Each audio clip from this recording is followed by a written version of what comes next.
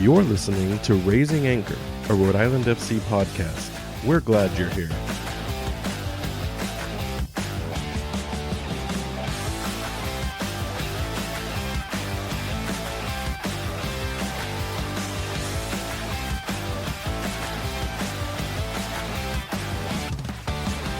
Hello, and welcome to Raising Anchor, your podcast and source for all things Rhode Island FC. I'm your host, Matt Intrican, coming to you on Wednesday, March 27th.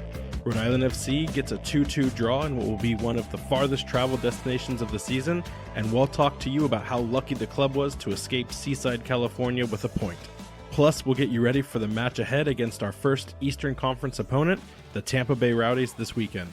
To help me do all of that and more is co-host Jason Carey. Jason, how is it going, my friend? Doing pretty good, buddy. If I'm starting to get tired at 9 o'clock, does that mean I'm old? I mean, that or you've had a long day. Which one is it? Maybe both. Okay, I mean, the answer is always that you are old. But yes, we are recording super late on a Wednesday because I am stuck traveling tomorrow. So that joke, episode 30, where I said you were going to be the one that always causes the disruptions. Well, here I am causing my own disruptions. However, there is some good news, but I'm going to bury that for the time being and save that all the way for literally the last 30 seconds of this episode, whether that's an hour from now or an hour and a half. So for listeners, as they go, man, this podcast runs long. Just remember, we started this pretty late in the night for us old people. So here we go. You ready to do this? Let's get into it. This has been a crazy week. The game over the weekend, the watch party, some of the additional historic moments that have been had now by the club. It was a lot of fun. I have to admit, we'll jump right into the vibes. I was really excited that, one, we knew the Defiants were going to have a great party at the Guild. We knew there would be a strong turnout based on their first meetup where they were giving all of their fans their scarves for their memberships and all of the support items that come along with becoming a member of Defiant 1636. But then on top of that, there was double the, according to people, we didn't go to the other one, we went to the Guild, but at Providence Brewing, there was a Rhode Island FC sponsored event, and there was double the capacity there, hanging out with Chip. We heard goalkeeper Nate Silvera was there. It was a good time. We saw some videos. I don't think that they had as much fun as us, just because the Guild has that giant screen that, is like the size of like ceiling to floor. From that capacity, just like being able, there was no real bad spot to watch unless you were behind a post, and I only wanted to do that to simulate what I missed in the first broadcast at the home game. So now I understand what people were complaining about. If you saw our posts on social, you'll understand that joke.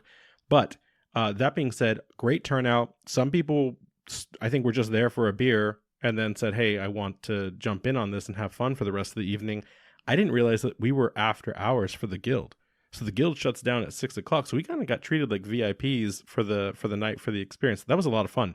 Yeah, I mean, when you can bring that many people out, they'll stay open later for you. It's good to hear that the Providence Brewing watch party did really well too. I wonder, as the season goes along, if we'll see little other kind of watch parties here and there pop up for people in different parts of the state. Yeah, and we'll get into, there's going to be a combined effort for this next one. So we'll kind of tease that at the end as well. But we did talk to some people that were at the Guild event, and they even said, like, they're not exactly central to Pawtucket, right? This is a club for the entire state. And there are some people who are at least 20 to 40 minutes away from these types of watch parties. Rhode Island driving jokes aside, especially if you've had a beer or two, that's not always an easy thing to get central to a place in Providence or Pawtucket specifically. So I think, we don't have anything confirmed yet, but I think it will make sense to start kind of seeing like that central, that north, that east, that west, that south watch party, like a combination of 5. Once the right number of people and they understand that that's the experience that they can kind of expect to see, I wouldn't be surprised whether it's a combination of Defiance, a combination of Rhode Island FC, or a little bit of both, setting that up for themselves where they have that peppering out there because, it's great to have 200 of your friends there, but also that's going to be kind of hard on a bar that, maybe just thinks like, oh, hey, we'll see 30 people for the night and, how are they staffed? I'm sure every bar always wants the maximum, but at the same time, like when you get a game on a Wednesday, and we do have a few that are away on Wednesdays, luckily not many here at home, but that might make it a little tougher for them to plan accordingly. So I hope that we get to a point where we can see the love spread around the state as this continues to grow as a project. But either way, great experience, great time. Super pleased to meet a bunch of people. Still a couple new people who didn't know about the podcast. So they all said that they were going to listen and like the pod. So great that was there. Just to finish it off, I think it's good that Defiance is meeting in Pawtucket, as this Tidewater Stadium is going to be right there. So that's kind of like the headquarters. But like you said, some people maybe 40 minutes away don't want to be making that drive all the time, especially if you're going to have a beer or two. So let's get into the news parts of this, right? Accomplishments across the league and across the club.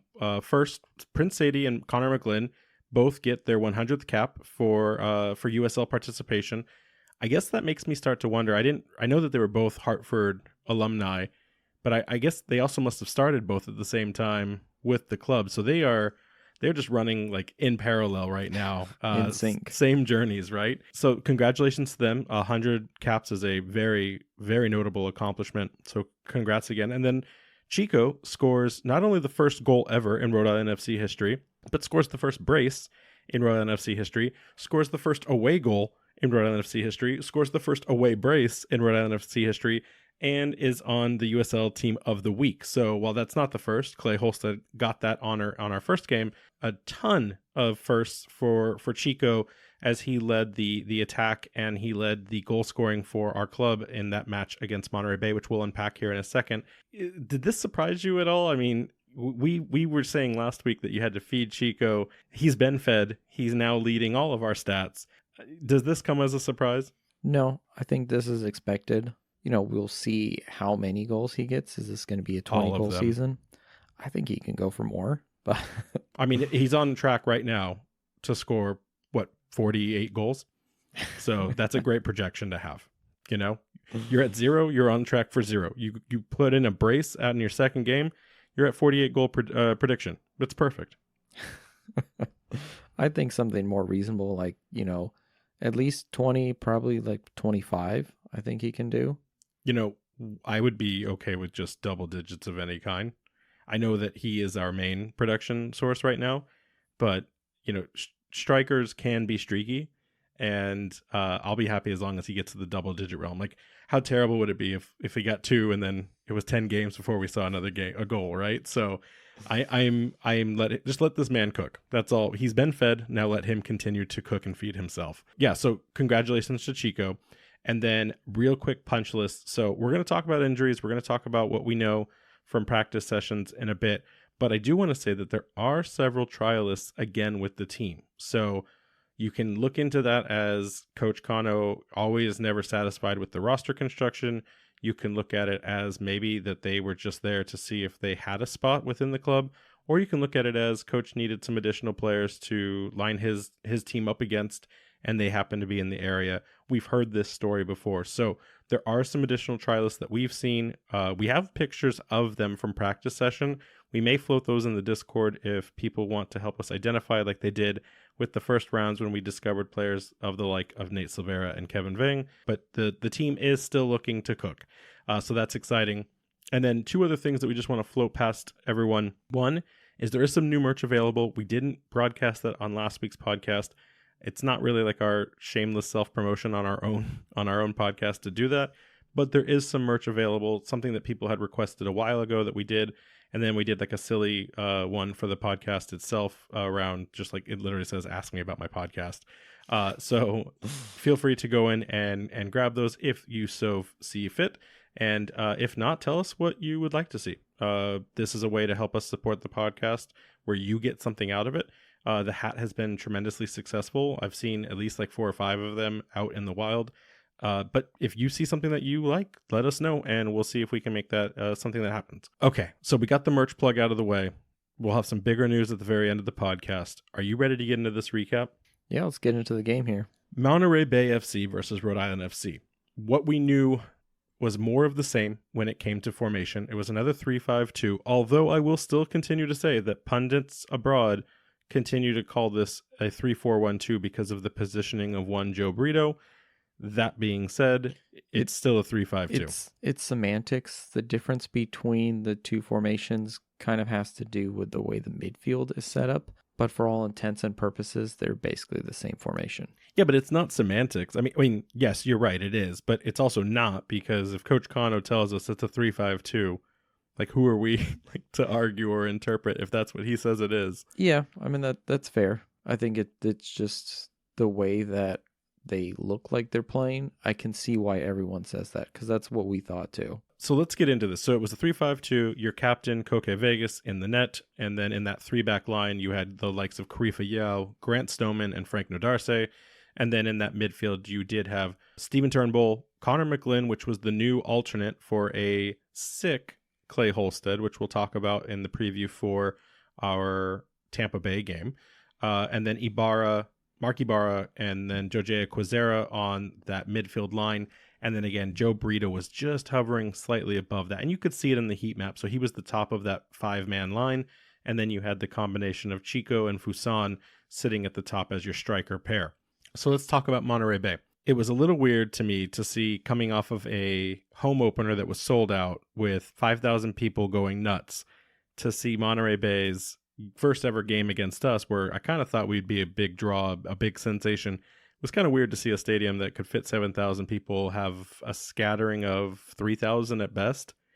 And it's not a slight against Monterey Bay. I have no idea what was going on in their world for the day. I just thought we would draw higher for them, especially because Monterey Bay has been on a somewhat successful streak with their draw and their win against some sizable competition. And then the fact that, you know, again, Rhode Island FC is the newcomer to town. We saw New Mexico fans travel out, so it was a little bit interesting. But the thing I really want to touch on, if there was only 3,000-ish people in that 7,000 person venue, that was only 2,000 more, but you could see a considerable difference in the atmosphere and the emptiness. It kind of goes back to that question about like not being in soccer specific stadiums.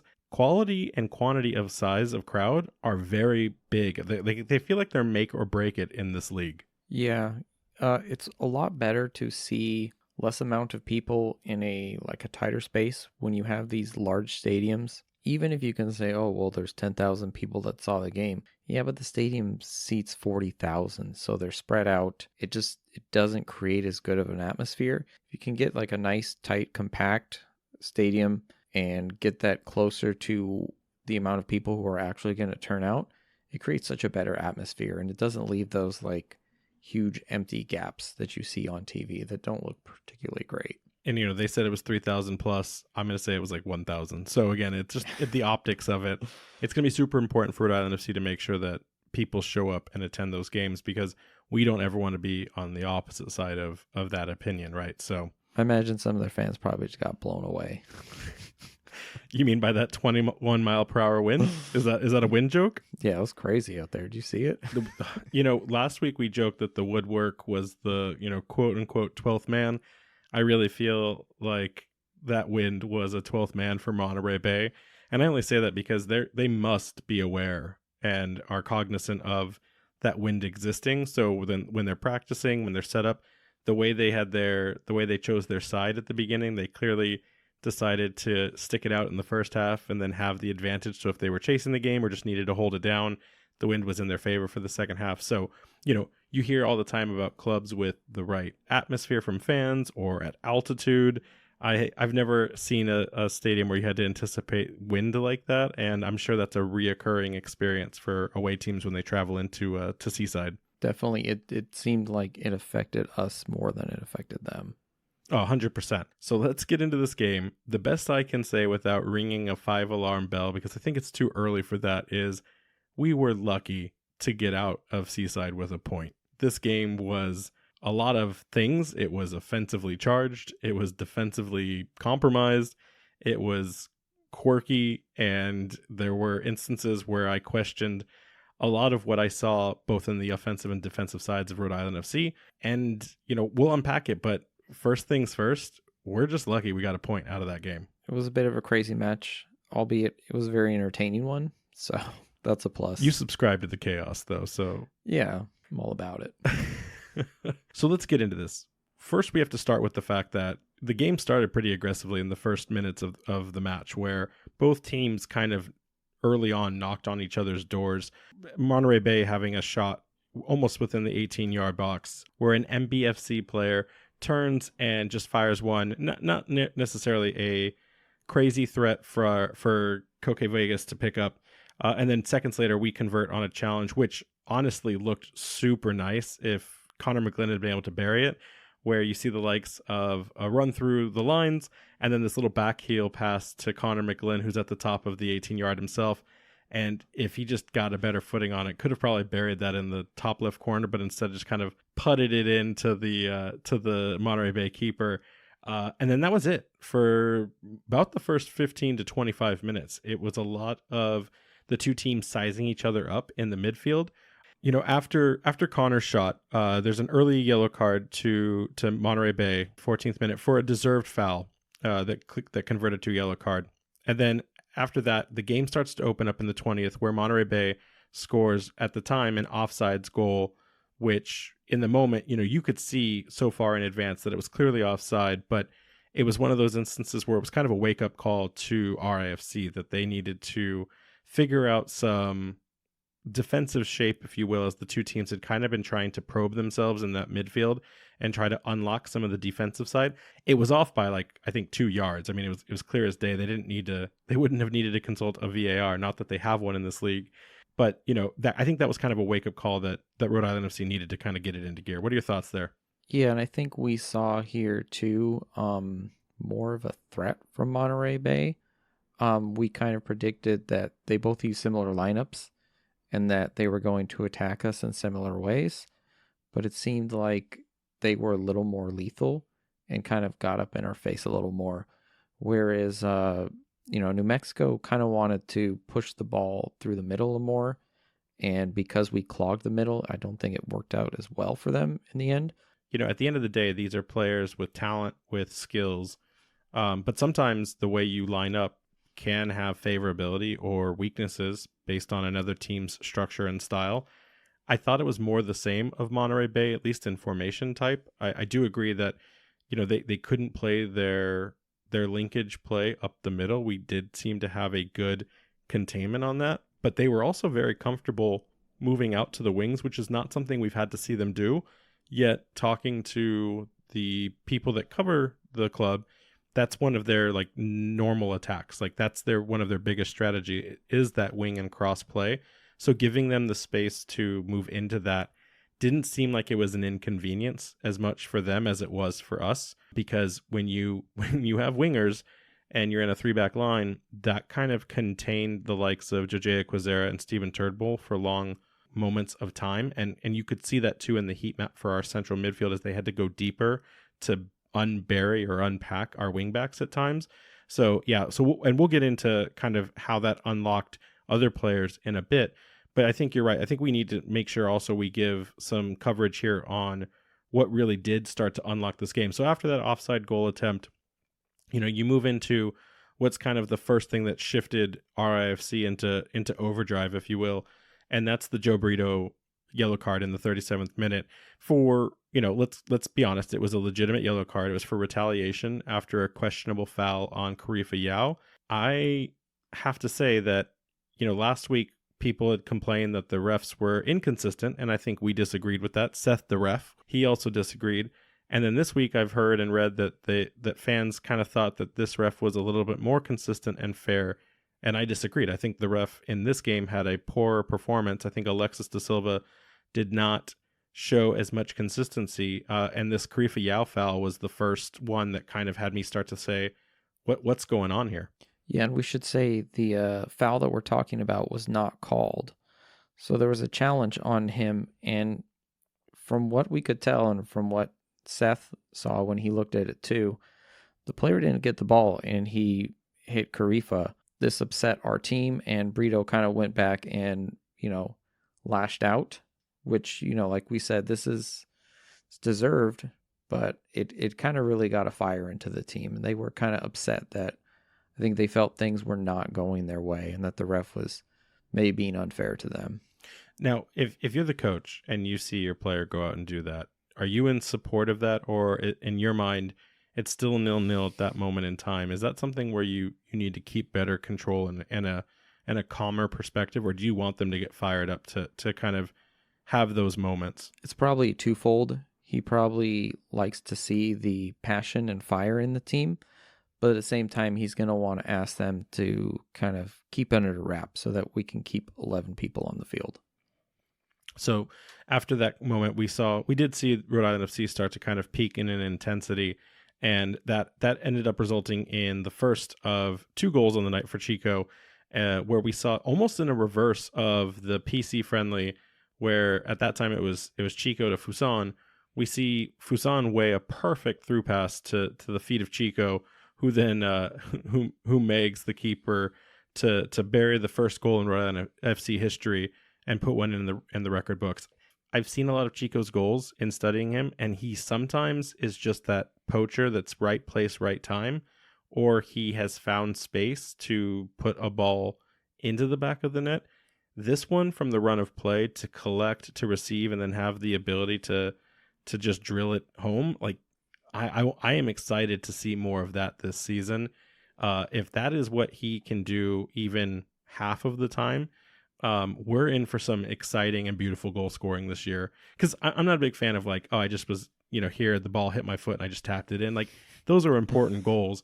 But when you see a goal like the one that Chico scored, that wasn't just historic. Like, that was momentous. Like, I can't wait to see more of that this season. Yeah, I'm curious, seeing us score that goal, and like you mentioned, the same goal similarly against Providence College. I also, throughout the game, there's a few opportunities where I think this team looks a lot more dangerous kind of running at teams. So sometimes, maybe that's something we will see more of, hopefully. I've been asking myself, and 2 games is not a large enough sample size, but I've been trying to figure out what is this team? Like, what is the ethos of this team? Yeah, what exactly is the play style? I'm not so sure. Are we transition? Are we possession? Possession-wise, we are comfortable not having the ball, and then, in this one, suddenly our possession stats improve just because Monterey Bay was equally like, fine, you want the ball, you can have. We're only going to go after it when we can do something with it. And, I wouldn't say that this goal came from a transition, but it definitely came from a destabilized Monterey Bay FC line. So it wasn't like it was a counterattack per se, but it also wasn't possession-based build-up where we got it and then, just put 3 passes through and then that yielded a goal. So I don't know what this play style is yet. I'll be curious as we get more gelled what that will become. Or maybe we will never be able to predict it because the coach will continue to change the formations, the players that start, and he'll want to be that elusive flexibility, and we'll just never our play style will be unpredictable. Absolute chaos. So Chico puts the first one in for club history, and the club is riding a high for all of what would be 4 minutes until Monterey Bay FC equalizes with a set-piece kick that finds the feet of defender Carlos Guzman, and he puts one through past Coque Vegas and equalizes for Monterey Bay. You hate to see this because, one, it's just like what we talked about in the home opener. Scoring first isn't always necessarily the best thing, especially if it opens yourself up to equalization or a potential loss. So sometimes it's like, okay, we got it, but then we lost it right away. And then second, this was right in the closing seconds, or closing minutes, I should say, of the first half. They scored in like the 44th minute, I believe. And so having that be kind of what takes you out of the game for the half, that's also not a great feeling. You want to go into the half with that lead.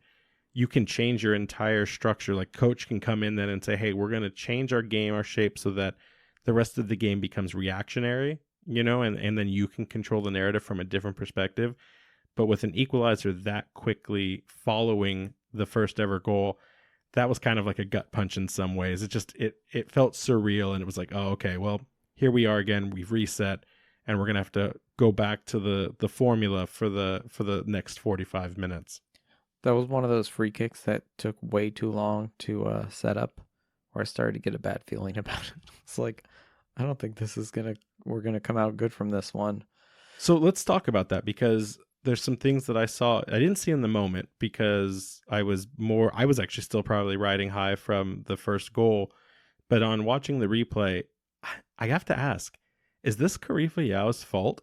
When you see on the replay, you see Guzman compact, and he's literally hugging one of his own players, and he seems to be in a kind of sandwich between the likes of Karifa Yao, who's on the backside of the two Monterey Bay players, and then Connor McGlynn is in the front of this like perfect line of sandwich players. So two RIFC players containing two MBFC players. There's this moment where like everyone combines, and it's before the kick even takes place. And I swear, you see Carlos Guzman just kind of like pop out of it, like he just bloop and just zips out, and he's completely left alone, unmarked. Karifa just lets him go, and then Connor, who's got his back to the entire play as he's watching the kick get ready to be taken, he notices that there's a space behind him. He looks back and sees Guzman is completely unmarked, and he tries to peel around to get back to Guzman, but he's never going to catch him. And then Karifa's sitting there posted against the other guy. So like, and again, defender in front or defender behind, but Guzman is just wide open. And then of course, you don't ever always get a perfect cross in, especially from that distance and against that much wind. But Monterey Bay finds the feet of Guzman, and he just taps it in like it was child's play. Is that a mistake on Yao? Is that a mistake on the communication of the team? It didn't seem like we were positioned properly to defend that kick. I think it would be harsh to put the blame on one specific player. We must blame someone for every mistake. I admit I don't know if tactically we're setting up to do zone defense or man marking when it comes to defending set pieces. Okay, but don't go any further. What, in your opinion, though, you watched the same thing I saw. Is that a result right now of man marking? Because it looked like Yao did not want to let go of whoever he had. So was the assignment that when there are pieces, this is your man, and that Guzman just squeezed out and McGlynn had no idea? Or is this zone, and then it was just a failure to contain Guzman in the most dangerous part of the goal? Potentially zone defense, but at the same time, I'm not too sure. I think this is more of a result of this team being brand new. I think this back line is just going to need to get some more minutes together to kind of really like gel, like you said, and get to know each other in terms of, what is Koke going to cover? What's Stoneman doing? Where's Karifa going to be placed? And where's Nadarse? And so on and so forth, depending on if, we swap any of those pieces out, so that they have a good understanding, so that they can defend better as a unit, as opposed to trying to put the individual blame on one person. Because at the end of the day, like, especially with the way that this team plays, they're going to make mistakes. Even before this, with the way Koke Vegas was pressing high up and passing, and people, there was a bunch of people at the Defiance party who were kind of getting nervous about the way he was playing. So yeah, FQB said that on his spaces on Monday. And I have to tell fans right now that aren't aware or accustomed to Koke Vegas or the San Diego Loyal or USL in general, what you saw from Koke Vegas, you're going to see over and over and over again. And I don't mean the mistake where and it was after this play where he whiffed it, and it almost ended up as another goal for Monterey. What I mean is, he plays so high up that he is going to come in screaming for this like emergency clearance, because he's in a position where he can't backtrack far enough, fast enough to actually cover the net and like avoid the potential lethal chip. So expect, if you were freaking out about what you saw him do, there's going to be at least 2 of those a game for the rest of the season. So at least if he's in net, you're going to have to brace for that. Yeah, this is just the new style that everyone's doing. It allows your defenders to push higher up. It kind of adds your keeper can act as a secondary center back. There are times when it's going to give up a goal, but it allows you to get the ball rolling faster and get back into transitions. And especially if they're a good passer, they can hit like a dime, 60 yards away right to Chico's feet. First half, after the Koke just shank, we end it tied 1-1. First half opinions. I know that Jason, you had commented to me that it felt like we were sloppy at times, or that we were just giving away in dangerous spaces. Any take, because the game flips a little bit, I think, in the second half. More of the same, but also a little bit different. Any final takeaways on that first half? Yeah, overall, I mean, I was happy with what I saw, but there were a few times where it felt like the team was trying to push the attack forward too much without like making safe passes, where they were really trying to force passes through that only maybe the most gifted of players could actually get back. And maybe this goes back to the argument, like, we don't really know what type of style per se we really are yet, but I don't think we should be losing the ball in the middle of the park. At that point, I'd rather them play the safe pass back to one of the center backs or to Vegas, and then, worst case scenario, they have to boot it forward. You don't want to give away the ball in the center of the park with and give the opposition a chance to just run right at you.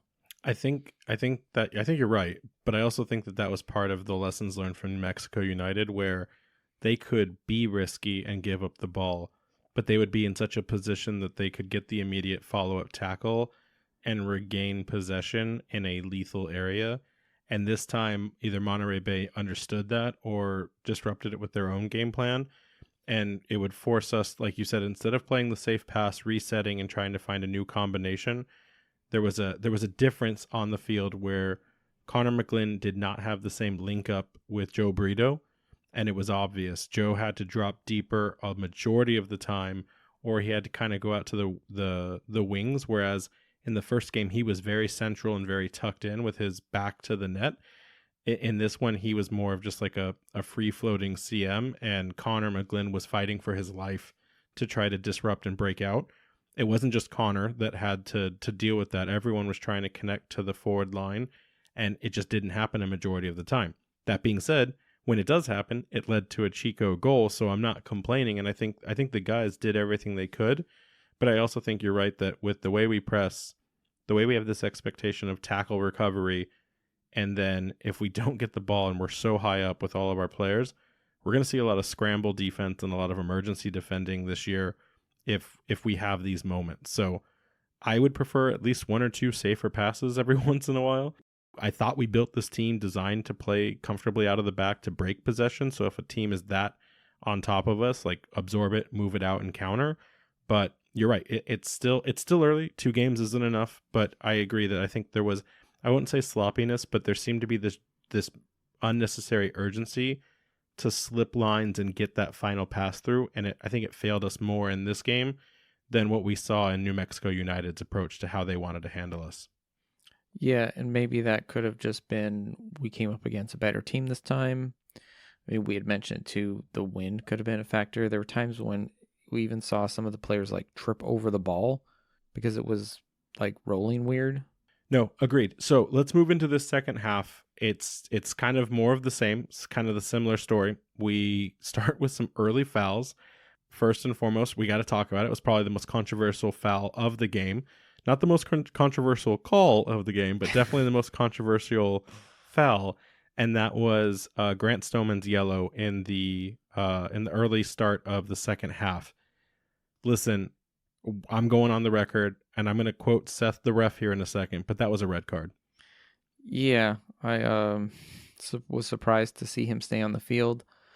But, anecdotally, now that I think about it, I feel like I've seen this called less.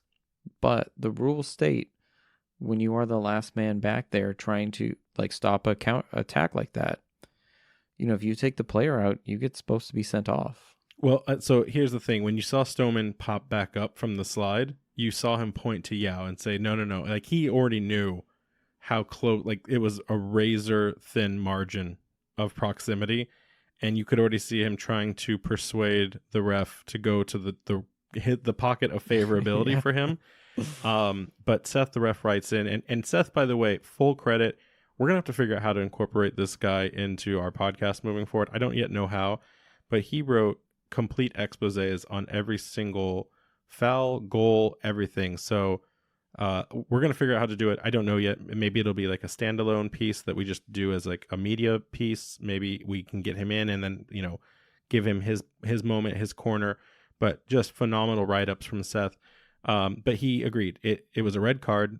He thought that the broadcast crew who was also covering it got it right that it was a red card, and that this was a denial of an obvious goal-scoring opportunity. And I agree. You cannot go that direction. You cannot bring a player down that's in front of you as the last man or on the line and not do that. So incredibly lucky that we get away with just a yellow card instead of a red. Moments later, Steven Turnbull gets another yellow himself, as well as Mark Ibarra. We're now collecting yellow cards like they're Pokemon cards. We got to get them all. And I don't know about you, but they're all, for the majority, they're mostly defensive players that are getting, which is natural in the game, right? It's your defense that is the ones that have to make those kinds of challenge normally. We heard at the beginning when Grant Stoneman got signed that he was a yellow card magnet.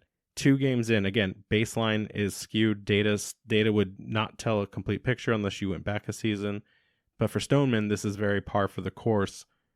Are we doing everything correctly to avoid yellows where we can and only collecting them where we need to? Or do you think this is going to be a huge pain point that coach is going to have to manage through as the season continues? Because remember, there is yellow card accumulation for those that are maybe familiar with different leagues getting into USL. 5 yellow cards is going to equal a game suspension, just like other leagues. So, that's going to be something that coach is going to have to consider as we continue down this stretch. I think that's something that's definitely going to happen to us. We are going to be missing some players at some point. This is another thing that will probably change over time as the team becomes more comfortable. The chemistry, they gel better. They won't have to make these last-ditch efforts. So maybe only see 1 or 2 players have to make these kind of challenges, and not nearly as often. Yeah, I hope we figure that part out, because we don't have enough players in the depths to counter that style. Maybe that's why we've got the trialist. Perhaps. So moving into the game, continuing on. In the 63rd minute, Joe Brito is out in a corner on an island by himself. Like, it almost looks like he even looked back to see if he could bring the ball back in a safe space, but he was completely contained by 3 or 4 Monterey Bay players. So what does Joe Brito do? He turns, sees Dikwa charging in, and just lobs across perfectly it bounces right to the body of Chico. And Chico just freight trains that thing right into the net, past the last defender and past the goalkeeper, giving him his brace and setting another record for the club history. So Brito didn't get credit because it was the bounce, so it wasn't a like pure assist in that regard, but it's absolutely through the set of Brito. I have to ask now, did Brito do enough? I mean, he gets an assist, so by the scoreline, by what I'm sure FotMob had rated him, did Brito do enough in this game, getting the likes of Dikwa to be able to score, or did we need to see more from him as a quote-unquote cam? When I looked at some of his stats and some of his positioning, it seemed like he was doing a lot of defensive work. He actually, I think he had like the second highest challenges in the team, only, beaten by Nodarse. So I think he's putting in more of the work of a CM instead of a cam. So obviously, this was a good, we'll call it an assist for him, even though maybe the stats won't put it down for him. But I'm not sure this is his natural position. I think he is a hustler. He's, maybe more like an 8, somewhere in between an attacking midfielder and a center midfielder or center defensive. Not exactly, like a 2-way midfielder in that regards, not just a cam or a CDM. I don't think the design was for him to be in that role at the beginning of the season. I think this is a response to our player roster. I feel like this is a JJ Williams position when he becomes healthy, and then Joe can sit back into that more natural center mid line. I think he's doing a okay job right now. It's kind of unfortunate because the best players are the ones that don't make the noise, but they do everything else right. You know, you especially in the midfield, you're not going to score a goal every time. You're not going to have a foul every time. But if you're positioned the right way so that the rest of the team can do what they need to do, that's your job. So I think I'm not sold yet on Joe Brito as a cam. I definitely want to see more of it, but we'll kind of see what the next couple of games unlock and say, and maybe we won't even see him in the next one. So we'll talk about that in a bit. But I'm not upset at him, and I'm not sold at the same time. I think he's doing the job that he needs to do, and I don't know that it's a thankless job, and I don't know that anyone else could do it right now. But that Chico goal, is the exact goal I'm talking about, where it's going to just drop in front of him and he's going to put it in. Don't get me wrong. Beautiful to watch, exciting to see your team score, but I think it was the lesser of the two goals. I really liked what he did with that first one. That second one was just getting the job done, but that's exactly why you go and sign the likes of Chico. Yeah, that's what you get them for. Sometimes, I mean, they're not all going to be pretty. At the end of the day, you just got to put the ball back in the net. Exactly. So Rhode Island FC goes up for the second time this game in that 63rd minute, and guess what happens? They score again, don't they? Monterey Bay equalizes less than 10 minutes later. How dare they? A little bit more of a gap this time, but this comes from the likes of Boone going wide and catching a sprinting Traeger, who we had warned in our podcast last week that he was a player to watch. He was definitely a threat, and Traeger comes in and just, listen, I think he catches Yao jogging, not realizing that there's no one marking him. And again, it's a two pass, instant shot, goal for Monterey Bay. I don't want to crumb on Yao here, because I already said earlier I thought he might have been at fault for the first goal, but on this one he's by himself in the center.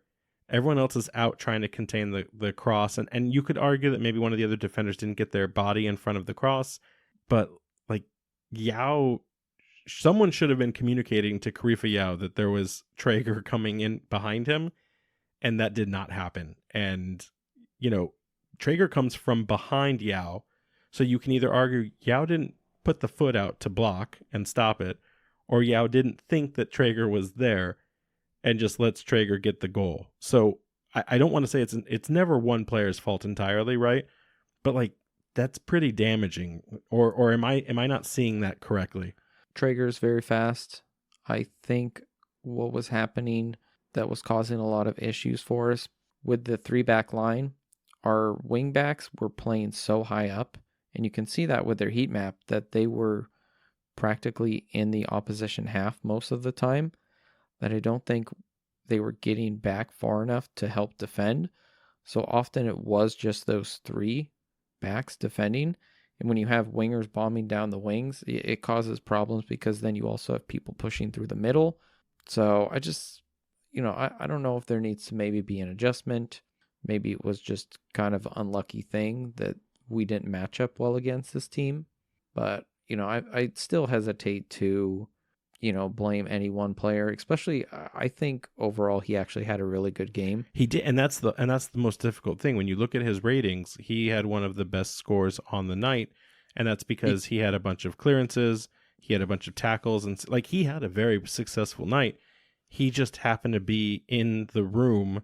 He was the closest player at each of the times where the goal got scored from the other team. I also don't know, playing in a 3-back line and a 4-back line is a much different thing. I don't know what his previous team played. So maybe there's an adjustment period for him that he's not used to this. So I did some research on him from previous fans up in his time before Rhode Island FC, and they all said that he thrives in a standard 4-back line and that he struggles a little bit more when he's isolated. I don't know if that is true or if that's just one fan's take, but I do think, back to the point of not assigning an individual responsibility here, I'm okay with the mistakes, or I'm okay with the lack of marking. I just want to understand, is this a lack of communication from this group as they gel, or is this a lack of formation, like awareness, right? Because I feel like someone should have been screaming to Yao, Traeger, Traeger, Traeger, he's coming, or Guzman, Guzman, Guzman, like, someone, like, there's, I don't know. I don't know what that is. I'm not a professional player. Maybe a little bit of both. But I'd like to see that get improved, because I don't necessarily believe it's entirely like we need to work on our defensive set pieces.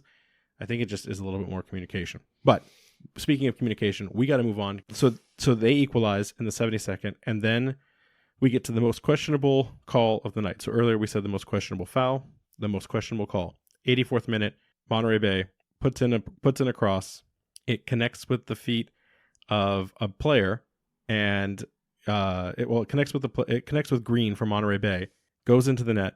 Everyone in our watch party just starts getting deflated, and then there's a flag up for offsides. Now, I will tell you, it wasn't a corner, because if it was, that's impossible to have offsides. But it certainly looked like it was not offsides, because with that many players, we're talking a matter of 6 inches between the post and the next player. Like, it was so compact and so tight. I don't think the refs got this one correct either. And when we asked Seth, the ref, he did an incredible breakdown. I can't read all of it because it would probably take me 6 minutes to understand everything that he wrote, as well as get that clearly conveyed across this podcast. But his big call was, he asked, did he touch the ball? And Seth himself even said, I have no idea. But when he looked at the player's reaction, Guzman did not act like he had been the one that tapped that in. And players normally, historically, will try to take credit for goals, because that can be their incentives, that can be their performance metrics. And especially if it's bad angles and bad camera work, and it's going to be hard to unpack that later, being able to steal people's goals. We've seen this all the time across many, many leagues. He didn't look like he had any intention or belief that he himself touched the ball. And if Guzman didn't touch that ball, he was the one that was holding it offsides.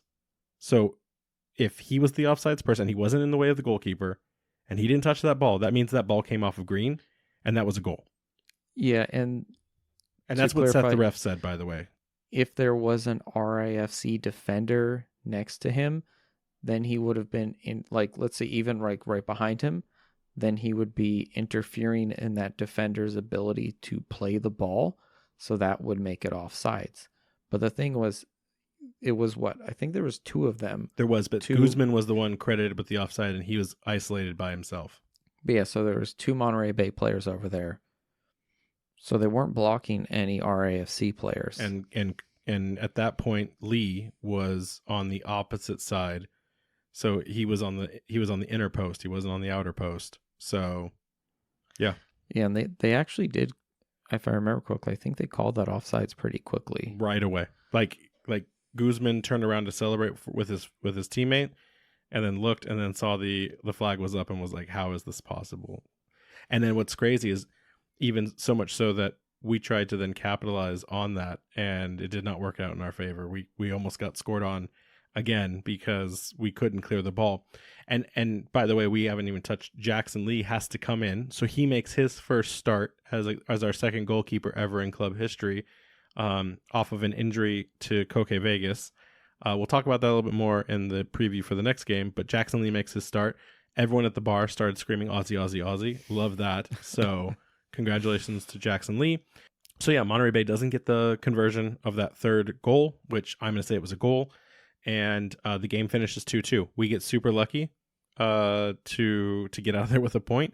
I don't know that any of our subs were necessarily super effective with Mark Doyle, with Prince Sadie coming on, or Kofi Chumesi's first appearance ever as a center defensive midfielder. They were all great players in their right, but they didn't do anything to change up the dynamic for the rest of the game, and we finished it 2-2. I think we should mention too, we talked about earlier, but in the second half, RAFC was playing against the wind, and you could see that corner flag struggling to stay in the ground, and there was tons of mildly humorous moments when either Vegas or Lee were, making goal kicks, and you could see the ball just kind of stop moving in the air and just start going the other direction. And there was tons of weird bounces. So we really, had it against us in that second half. Overall, we're happy with the performance. I think a lot of the guys did a good job out there. Yeah, and I would echo, all of our takes. While maybe critical, I don't think this was a bad day. I would say, this is the second draw. It's our second point. We're advancing. We're moving up. Although maybe not. I'll explain that in a second. That's kind of a weird thing when you look at the standings. But we were super positive and high on the draw against New Mexico United because I think that was a game that everything was going our way except for the result. And then here, I think a lot of things were working against us, and we were lucky that the result worked in our favor. It's funny too. We were really excited because we scored to get that point against New Mexico. Where it was here, we were ahead and we could see that victory. Like we could see, like, grasp it. And then it kind of just kept, like, things kind of kept getting in the way and brought us back down. Yeah, but by no means am I not against or upset with this performance. I agree with you. It's game 2. We need time to settle and to gel and to find our place in this league. So I want to see more of that. We're here to call out the things that we see in those moments. So that being said, I have to also tell you, I don't understand how the USL operates anymore, because with that tie, somehow Rhode Island FC, even though we gained a point, we dropped to 11th place in the East, despite having a game in hand and alphabetically superior to Tampa Bay. We are in 11th place, where North Carolina FC and Tampa are above us, same points. We should be in 9th. Collusion. I mean, I don't want to fuel this whole thing. We continue to hear as we enter the league that Tampa Bay is the poster child, is the corporate steward of, or corporate welfare child of the league. That, Tampa Bay, what Tampa Bay wants, Tampa Bay gets. But I'm starting to believe that maybe, just maybe, they might be onto something here. Collusion. North Carolina's played 3 games and they have a negative goal difference, so they should be below us. Not even the negative. It's just, if you've played 3, a game in hand should put you above on the table, as I've always understood how tables work. Yeah, it just depends. But either way, they have negative goal difference. They've played 3 games. We've only played 2. I mean, we have the same goals for and goals against in terms of with we don't have Tampa. an L like NCFC does. No, I know, but then that's them. So they should be below. And then when it comes to us and Tampa Bay, as far as I can tell, we're even. So we even have the same amount of own goals. Alphabetical order. Yeah. Again, I don't know why we're not 9th.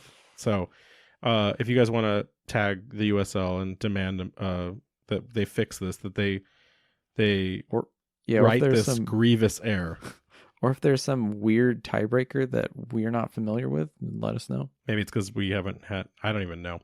But while that does matter, and we should be 9th, so fans, hold your heads high. We're in 9th place. Don't let anyone say anything other than that. In things that don't matter, we jumped 3 spots to 14th overall in the power rankings. And while our literal equal opponent for this week, the Tampa Bay Rowdies, at least in the stats, like you just said, who are now in 3rd place, dropping to 6th. Like, I don't understand how anything works. I know it's only game 2 or week 2, but these stats don't. Or actually, no, it's week 4, right? Because, this is the 4th week we're going in. I just don't understand how this works anymore. Like, the mechanics don't make sense. I don't know how a team that is in 11th can have 3rd place power rankings, and then we, who have the same exact record, be in 14th, or at 17th at the time, and there's still like a 10-point gap between us. So it's insane. Who knows? Maybe the USL guys down in Tampa do. We should ask Brett Louie, just tell us the truth about the Tampa Bay Rowdies. But speaking of Tampa Bay, let's get into this. So the undefeated Rhode Island FC take on the equally undefeated Tampa Bay Rowdies this Saturday, March 30th at 7:30. Let us get into this. So, injury report. I've been getting asked all week about the injuries. We're gonna tell you what we know or what we can speculate on. Unfortunately, because I am traveling tomorrow, I can't attend practice to kind of put my eyeballs on who the players are that will be out there. That's usually the best baseline we have, so that we can kind of see like what Coach Cano tells us and then what we see with our own eyes. So here's what we know though. JJ Williams still out. We had discussed his sports hernia last week. We had asked if there were any physios or sports medicine doctors who could kind of give us some feedback on what we estimated were his time.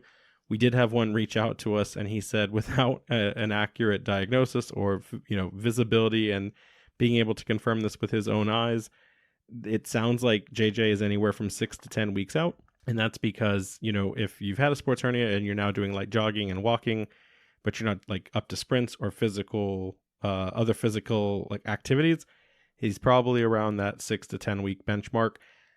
I hope we can get him in sooner. You never want to go without one of your most talented offensive weapons for that long. But, I side on the air of caution, so I'm saying 10 weeks. We'll see what JJ wants to do. I mean, we've seen players, athletes are a completely different animal than a normal human being when it comes to recovery. And when they take it serious, they can accelerate their timelines exponentially. So we won't have a hard number until we do. We've asked the club to provide that to us, so hopefully we can learn more about that in the near future. But that's where JJ is at the time. Amos Shapiro-Thompson, still out. We didn't see him at practice last week.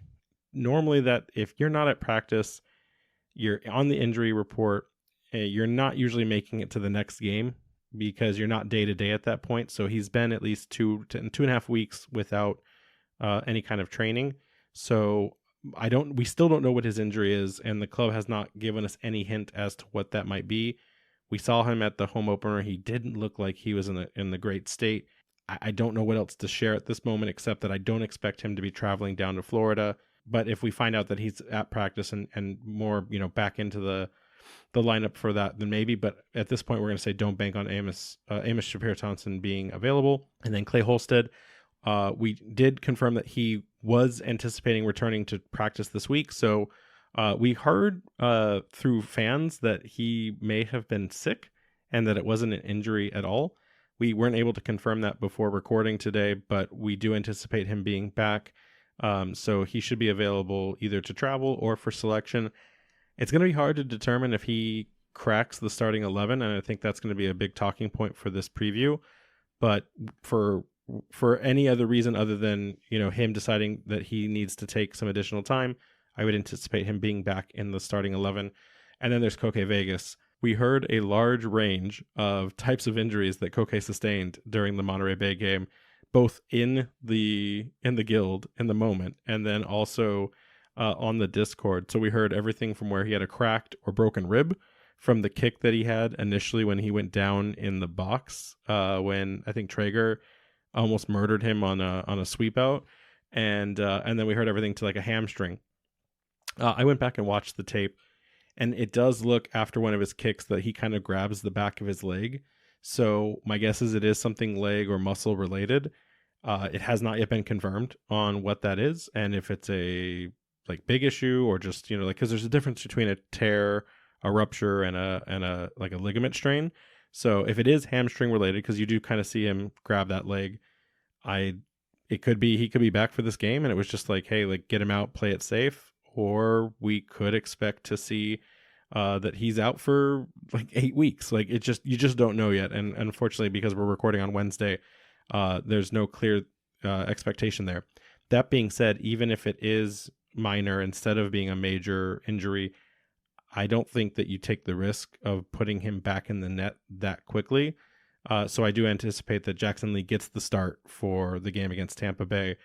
And then, probably Nate Silvera is going to be your alternate going down to Florida to support that for the game because, giving Koke a few extra days to recover, there's obviously something there. If it's small, and if it's major, then, obviously he doesn't travel at all. So that's Nate Silvera's second in action. So I guess when we joked earlier about Nate Silvera, why do we need 3 keepers? We're already learning really quickly that we need 3 keepers. Yeah, injuries suck. You can't hurt to have some extra players around. If we think we have injuries, Tampa Bay, they are having a hard time right now. In the last 2 weeks, and I didn't know this until doing some research, they've only been able to field 6 players on their bench. So from a rotation perspective, they couldn't even get a full 7 players on the squad to make appearances for substitution opportunities. Right now, it looks like Freddie Kleeman, who made his first appearance, but was taken off at halftime as a precaution. He is day-to-day or questionable. And then there's the likes of Charlie Dennis, Zach Huva, Nick Moon, and Zane Bubb. Those are all still currently on the injury report list. Unclear if they will be making it, clear for play on the 30th, but those are players that do not expect to see. Anticipate that there will probably be a full bench at least this time. They still have their own injury problems that they're going through themselves. So in that regard, let's talk about the formation. So 3-5-2 has been the order of business for Rhode Island FC and Coach Connor Smith. for the first 2 games of the year. Jason, do we see more of the same? And if we do see a 3-5-2, I think we know a majority of the players that would start. The question really is, what do you do with that triangle of Connor McGlynn, Clay Holstead, and Joe Brito? I would like to see if this is assuming Clay is healthy. You put Clay and Ibarra as the two that sit in front of the center backs, and then you push Connor McGlynn forward because I felt that he had a bigger impact in the game. And then maybe you save Brito for like a sub give him, 20, 30 minutes, depending on how the game's going towards the end. And also just depending on where Connor McGlynn is at with his fitness. Because we saw him, 30 minutes the first game, 60 the second. So I imagine he's pretty close to full fitness at this point. But maybe just to be safe, you take him out the 75th, something like that. Why do you say Clay in that 6th line instead of Connor? Clay had incredible offensive numbers for the home opener against New Mexico, and Connor is a self-proclaimed through and through 6-man. Why would you have Connor back and why would you have Clay back and not Connor? Because from what I've seen from Clay from the Providence College game and as well from the New Mexico game, I just think that he has that industriousness to kind of be all over the place and has almost a bit more of a little bit of a destroyer from the last game from Monterey Bay. I wouldn't say Connor McGlynn was like bad in any way, but I didn't see him put in maybe some of the defensive work that you would want to see from that position. I think if he's a little further forward, I think he can connect Noah and Chico to the rest of the team a little better. And I think that also might give the opportunity for Noah to maybe try and push forward more, because we kept seeing Noah come back into the midfield, which is great. But at the end of the day, he is still a forward too. So you want to see him push farther forward. And that also takes some of the pressure off Chico, because if you're playing against 2 strikers, you kind of need to keep your eye on both of them. So that's just kind of what I was thinking. Okay.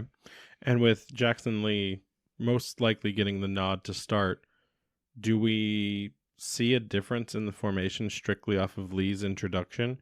I haven't seen Lee play or commit that he's adapted to a style of playing that high press, distribution, sweeper keeper. Could we see Coach want to shift to a 4-back line to support the likes of Lee? Possibly, but I wonder if that could also just be like a tactical change in our back line, and we just ask maybe 1 or 2 of them to kind of sit back a little more, and maybe we try more long balls up to Fuson and Chico, and then just kind of get them to see if they can knock it down to one of our midfielders. It also just depends on what Tampa Bay is going to bring to the table. If they're going to be pressing and harassing our back line, then obviously, from what I understand, I don't think Lee has the same passing capabilities that Vegas does. So, maybe we will see more long balls, but if they're giving us those space, even goalkeepers who are not great with their feet can still make a simple pass to their back line. And then from there, we can kind of move it forward.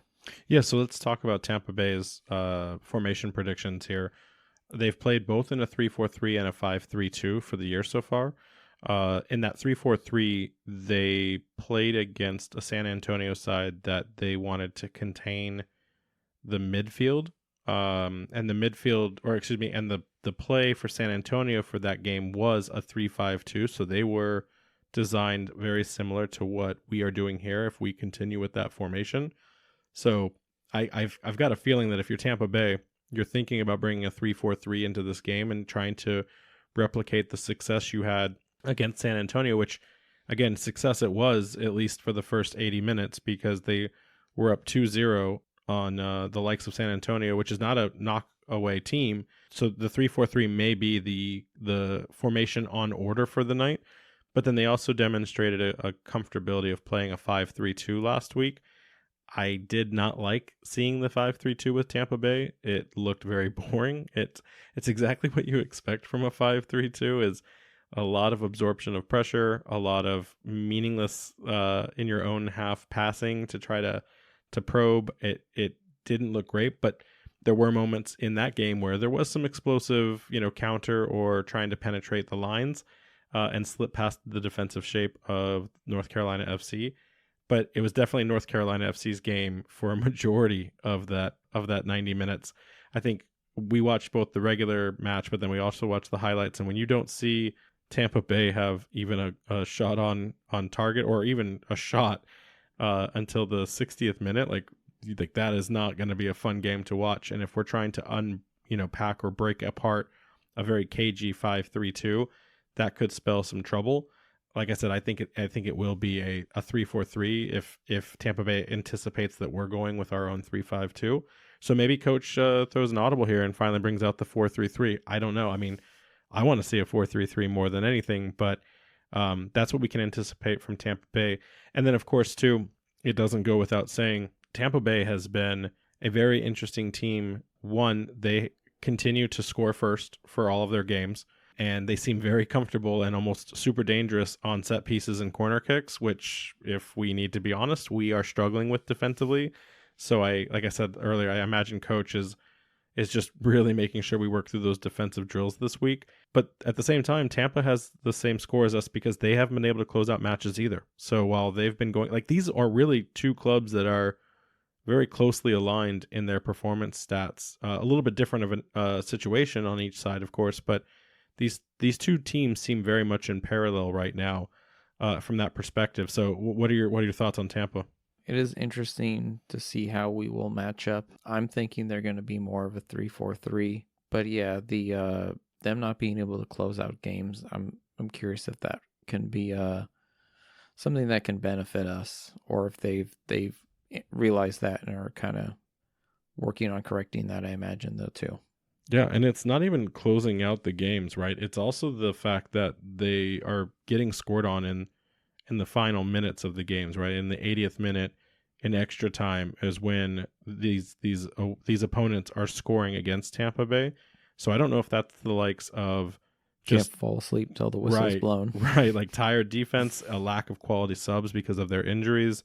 They're playing the players that they have. Like, I'm not sure what that is, but it'll be something to closely monitor, that even if Rhode Island FC, for whatever reason, ends up behind on the scoreline for this game, there's an opportunity, and we've seen this from the home opener, there's an opportunity for them to go out there and still grab an equalizer or win it based on what we've seen from Tampa's performance so far. So I would anticipate that Tampa's being very mindful of that. Again, I think this is probably the closest matchup that I've seen so far where we look very competitive against each other, more so than other teams so far, based on any other match that we've had inside the USL so far. So that being said, let's get into the players that we need to watch for from Tampa Bay.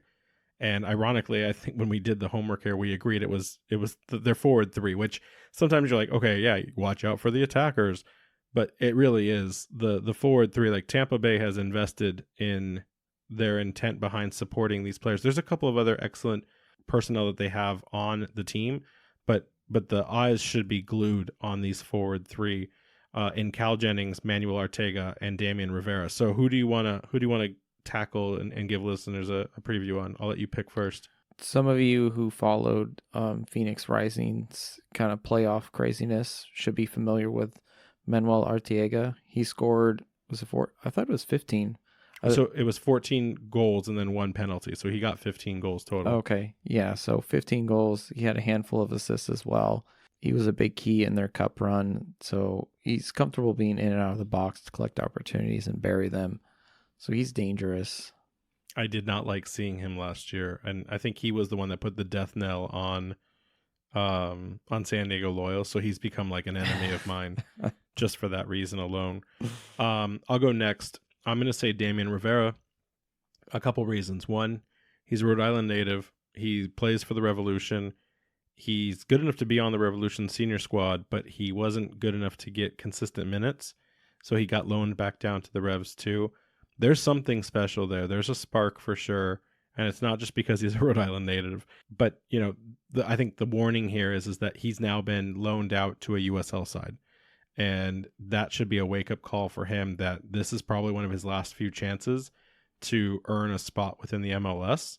So this to me seems like a make it or break it year for him. And when a player has that kind of pressure on them, they either succumb to it or they rise above it and succeed. And from what I saw in the preseason, he seems like he's more than comfortable with the quality of play in this league to be a lethal threat. He's a winger by trade. He's going to be stretching this defense. And again, if we stick to a 3-back line, wingers are like your foil to progressive attacking, and seeing him be able to see how he can unlock opportunities against the likes of Stoneman, Yao, and Nodarse, that will be something to watch. So I would definitely keep an eye on that left wing as he sees what he can do in terms of damage to Rhode Island FC. The last one from their front three, Cal Jennings, he picked up 19 goals last season, which is only one behind Chico. He's comfortable in the mix and out wide. With a back three, they're going to have to man mark him, or we're going to need some help from the midfield and our wing backs. Yeah, so like whereas Rivera probably won't get in like dangerously close or central a lot, Jennings is the opposite of that. So it's going to be something to watch. I know we've talked about it, has our defense shown up, but I think this is going to be the first real game where they get tested in a meaningful way. And you hate to see that it's also against an Eastern Conference opponent, right? Like you'd rather if you are going to lose a game, you'd rather lose to the likes of your Western teams, so that way you don't feed your own table. Yeah, I think it's just setting up to be quite an exciting game, I think. Yeah. So before I ask this question, I do want to say ref-wise, because I want to make sure we continue to cover this. The ref will be Elvis Osmanovic. Notable call for him last year was he called the OCSC Rising playoff game, where I was not happy with that coverage. For those of you that were maybe not following USL as much because our club hadn't started yet, in the playoffs, I started drinking in all the games, and Rising's ability to just claw back and win games that they shouldn't have won sometimes came at the behest of refs helping them. And I did not like the way Elvis called that particular game, but we'll see how that changes now. I didn't watch the Loudoun, North Carolina game that he last refed, but I did go back and check the fouls. It seems like either they played a gentleman's game or there were not a lot of fouls called. There was less than 20 called across both clubs. So a combined less than 20, and there was only 2 yellow cards issued. Either he kept the cards in the pocket and let this team play, or Loudoun and NCFC were just gentlemen to each other. I don't know really which was which, but something to watch, because again, we've been collecting yellow cards left and right. So if this will be a physical game, maybe we can play the style that we want, or maybe we're going to pay for it. I don't know yet. But Jason, before we get to the final thoughts on this, who's played the tougher opponents so far between Tampa Bay and Rhode Island FC? Is it us or is it them? I'd say it's pretty close, but if we're going by the table positions of the team, I'd say that we've had the harder 2 games, where they've only had one opponent who is, in the top half of the table. Okay, I think I would agree with that.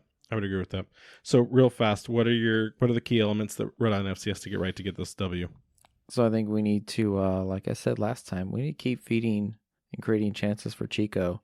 We got to get him to be. Do you know what the record is for USL goal scorers? Isn't it like 28? Well, let's go for it. Oh, I assume it's like 28 or something like that. I don't know. He's got 2, and this is the 3rd game, so let's at least give him another one. Goal a game. I think in terms of tactics, I think that they should stick to their quote unquote game plan. I like that coach went to an away game and just took it to the team. This team is still young. They still need to build that chemistry.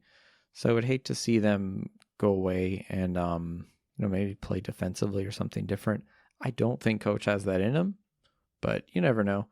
And I think they need to keep a cool head. I really like the passion from all the players, but like you said, I don't think it is sustainable to have like 5 of our players pick up a yellow card every game. That's not gonna pan out well for us. Yeah, and I guess my take would be continue to improve the defensive set piece composure. whether that's communication, that's man marking, that's zone marking, whatever it needs to be. Let's get that tightened up, especially with the threat that is Tampa Bay here. This next one's it just depends on how Tampa Bay lines up against us. But if they do play a 5-3-2, we can't get lured into that over committed or compromised transition that Tampa Bay will want by playing deep. It's not that we're not built for it, but that's where mistakes tend to get made. So if that is the case, like making sure we protect each of the players when it comes to overloads or like moving across from side to side, like just making sure that shape remains in place.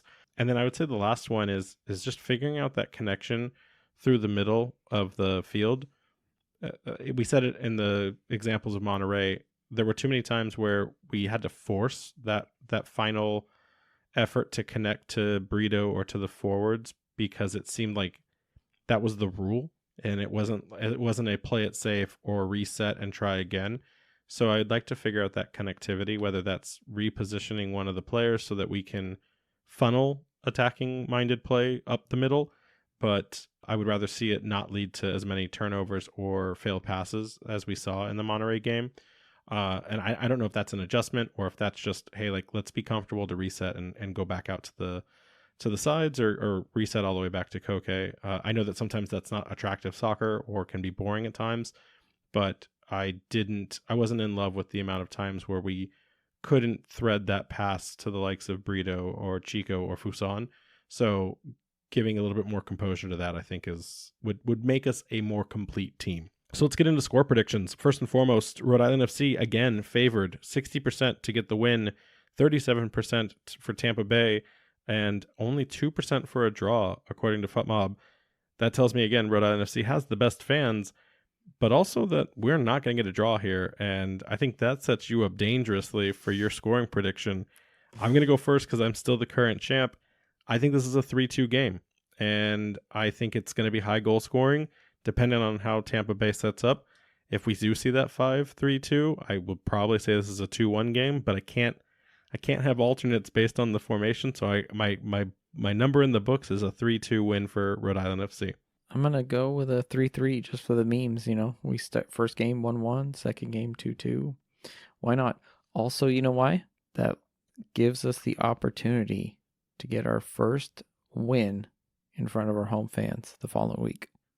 So you would rather only collect a point so we can give the W to our fans that show up in person? I mean, if you're a monster. If we saw a 6-goal thriller, I mean, you're a monster.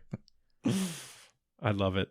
I will only accept your 3-3 if Chico gets a hat trick. Oh, yeah. Or one player gets a hat trick. That's the only way. We have to continue to make history in that regard. So that's the only way I'll allow that scoreline. All right, let's get to the mailbag. All right. So Seth here wants to know. He said, I went to get Chinese food during the game. They had the game on the restaurant bar. Just cool to see 2 hours north, a local place has RIFC on. I guess it's more of a statement than a question. But that is pretty cool. It's good to see that RIFC is getting out there. I wonder if it must have been a Nesson, right? Because ESPN Plus, and you're picking up Seth found, and this is Seth the ref, by the way, either he found the one Rhode Island FC fan bar, because I think he's in New Hampshire, or it's got to be Nesson at that point, right? So Seth, report in, was this a Nesson situation, or do you go there so often and talk about your love of RIFC that they just put it on to support you as a patron? That's what we need to know. Bob D writes in, how do you evaluate the goaltending so far? That second Monterey goal was very soft. Bob, I'm going to let Jason answer this, but which second goal are you talking about? Are you talking about the own goal and then the second goal, or are you talking about the second goal before the offsides goal? Like, we need to talk about that. But I think he's referring to the Traeger goal, because that is technically the second goal. Yeah, I saw people, or I shouldn't say saw, I heard people complaining about that being soft. I don't think so. I think that was just, Traeger just got in there fast and just, before anyone else could do anything, guided the ball home. So yeah, I'm not really concerned to think that Koke's has any problems. He was like the top rated goalkeeper last year, It's just going to take some time for this defense to kind of sort everything out, I think.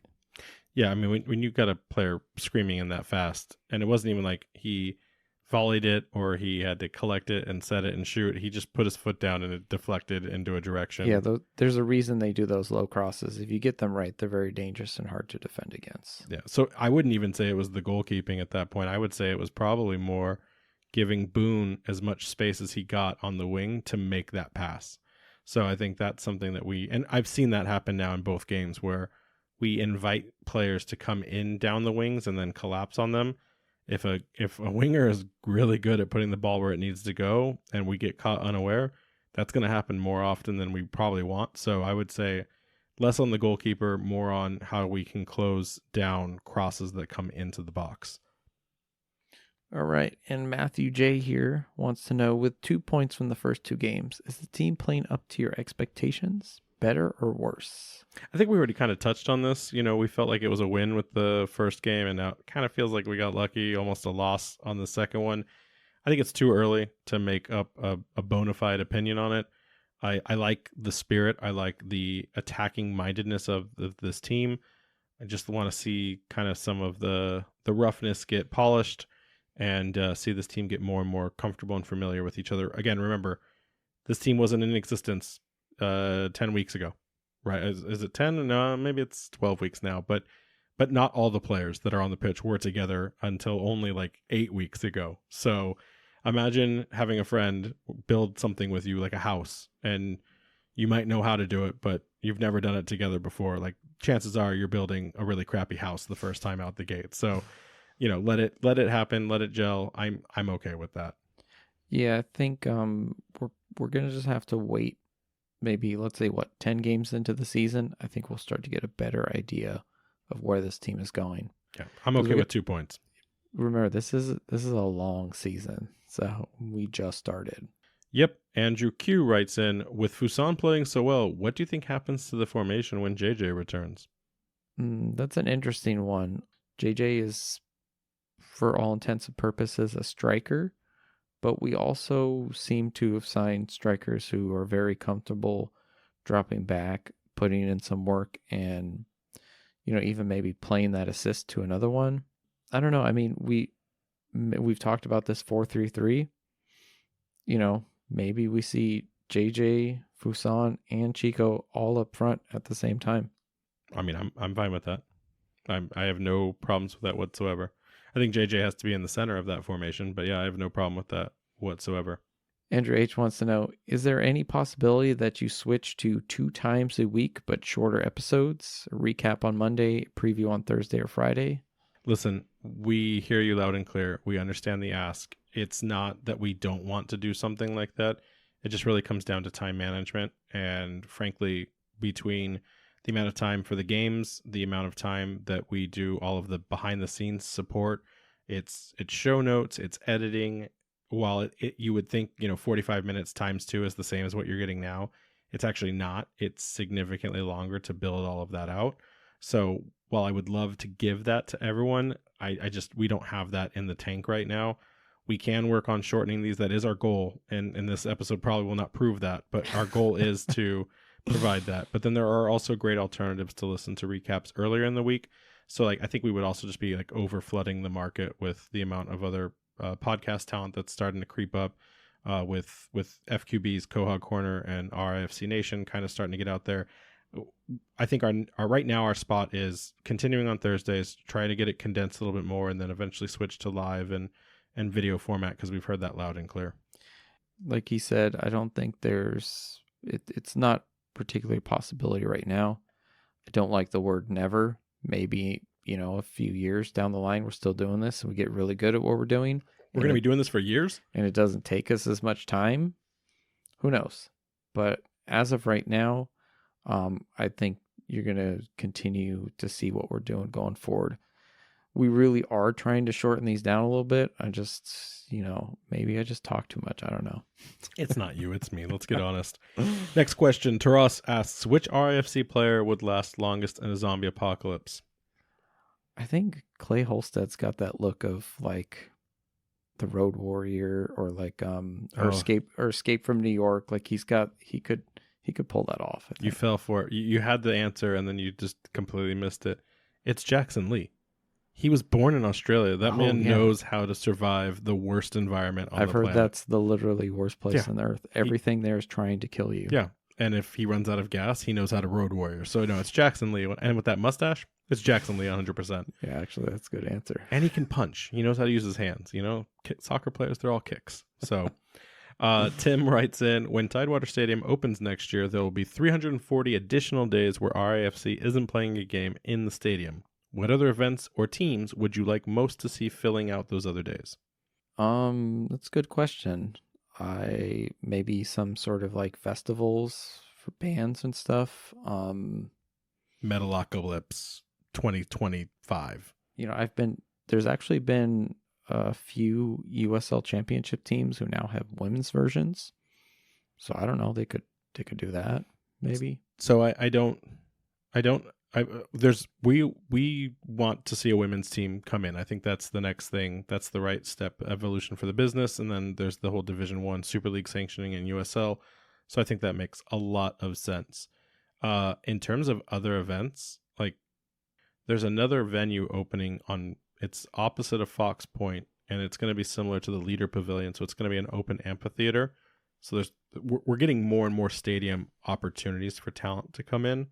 I think the distinction, though, that Tidewater will have is you could have more of those crazier events like motocross or what is the monster truck rally? Monster Jam. Like that's done in the amp right now indoors. And I've seen Monster Jam in public, and those monster trucks can get like 80 feet in the air if they want to, but they can't do it inside a closed door venue. So I imagine a lot of the things that need the space that a field provides could be done, and I don't know what that does to like pitch conditions. But if you go back and listen to Paul Burns' episode, he kind of alluded to a lot of things that he wants to do. I think his number one goal is bringing Taylor Swift to Tidewater. So for all the Swifties out there, enjoy that. I still am super suspicious that Ed Sheeran is our first concert ever at Tidewater because he's on the sponsor. He's on the jersey for Ipswich Town, which is Brett Johnson's other club. So I fully invest in that. And then, yeah, I just, whatever it is, whether it's community events or it's full blown entertainment packages, I just hope that the stadium is used to the max so that it can offset just the cost of being a USL soccer club, but then also like all of this negativity that it was this soccer didn't thrive in Pawtucket and that it was only ever going to be soccer. I think a lot of people have missed the boat when it comes to the fact that there's so much more that stadium is going to be able to stand up and hold. So question your turn. It's your question. And then last one here, Evan R wants to know, is yellow your favorite color? And if Jackson does start, what formation do you see us using? So I think yellow meaning the club's favorite color because we're racking up all of those yellow cards. That's what I'm assuming in his Twitter question. It is not my favorite color, although if I were to say yellow, it would be amber yellow. So give me an amber card. But yeah, no, I don't know what we're trying to do here with those collection of cards, Evan. It's a great joke. As for Jackson, I think we already covered it. I could see it retaining a 3-5-2, like not to shake the boat. But then also if Jackson's more comfortable with a 4-back line, like we have the players readily available to do a 4-3-3, which you guys have all heard me as a purist. Still trying to see that come alive. So good questions from the mailbag this week. You guys can always find us on Twitter, on Discord, or you can email a question directly from the website. And we will always prioritize, by the way, questions that come in from the website. So as these continue to grow, we're seeing more and more people participate. Just know that it will be questions based off of that form first, so that we don't have to go out and ask and solicit. So a great muscle memory is to just go in as soon as you have one and fire it in so that we can collect it and take care of it from there. Let's get through these events and let's get out of here. Let's wrap it up. So RFC finishes their road trip away to Tampa Bay as they take on the Rowdies at 7:30 p.m. on Saturday, March 30th. You'll be able to watch the game on ESPN Plus, and again, Defiance and RFC will be hosting watch parties at the German American Cultural Society for this one. There's going to be live music at the Guild, so they're not going to be there this time, unfortunately. Yeah, and I got an update on that for all the Defiance members. The guild reached out to the supporters group and asked why they were switching the venue to the German American Culture Society, and I don't think that there was a working understanding about like live bands being on when the game is there, and the guild is working to correct that for future schedule interruptions where there could be both a game and live music. So there hasn't been a finalization of that, but it looks like the guild is trying to adjust those situations and schedule conflicts so that we can continue to maintain a presence of Defiance for those away matches. Because I think wherever Rhode Island FC as a club goes for their watch parties, I think having a stable base centrally, like you said, that close to Tidewater, that makes a lot of sense. Be great to like not even have to think about it. Just say, oh yeah, well, they're going to be at the guild. I'll just show up there. Yep. And then RIFC will be back home at Bryant Stadium on Saturday, April 6th, where they square off against the Charleston Battery for their first Eastern Conference matchup at home. The game is at 7:30 with gates opening to the stadium at 4:30 for tailgating and whatnot. If you can't attend, the game will also be available on Nessun. As of this recording, the weather is looking favorable and great at a 52 degrees, so not exactly super warm, but it'll be partly cloudy and enjoyable nevertheless as classic New England weather goes. And of course, one other reminder that we want to share is we will be giving out tickets to that match on both Instagram and Twitter for the April 6th game. One of those ticket packages will include a parking pass, so make sure you follow us and participate with the rules that we'll have for each of those giveaways. And if you have friends that are interested in coming to their first ever match, or you have friends that want more of the madness, make sure that they participate so that they can win those tickets. And then also, I appreciate the rap fan who brought to our attention that Motif Rhode Island is holding a voting for your favorite local podcast. It was brought to our attention that there's an ability to write in the podcast of your choice instead of the ones they had selected. We did not get in that. There was a snub there, but I think it's because we're primarily a sports podcast, but I would call us a local podcast as well. So appreciate those of you that have been writing us in on that vote. If you want to vote for us, you can visit their website at you can visit the Motif website, or you can find the link. It's been shared all over the Discord. But honestly, you can just rate us on whatever streaming app you have. That's enough for us. We truly appreciate the support. And to show our appreciation, we can kind of tease now that we finally landed the big one. We will have owner and co-founder Brett Johnson joining the podcast in the near future. So make sure you look forward to that sit down with the man, the myth, and the legend. And that'll be coming to your ear holes soon. You can find us on Twitter, Threads, and TikTok at RIFC Podcast, on our Instagram at Raising Anchor, and that website, www.raisinganchorpodcast.com. Anchor's up, buddy. Enjoy the game. I will not be able to do the watch party, so I'll be watching it remotely. But I hope you have a blast with Defiance and RIFC. And yeah, Anchor's up. Anchor's up, lady. I'll see you when you get back.